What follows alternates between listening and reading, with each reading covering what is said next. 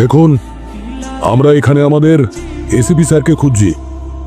যদি আপনারা কেউ কিছু জানেন ওনার ব্যাপারে তো প্লিজ আমাদেরকে বলুন। উনি আর কোনোদিন ফেরত আসবেন না। ওনাকে ফালকি নিয়ে গেছে। এই ফালকি আবার কে?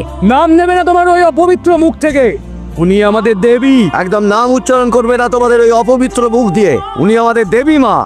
চলে যাও এখান থেকে।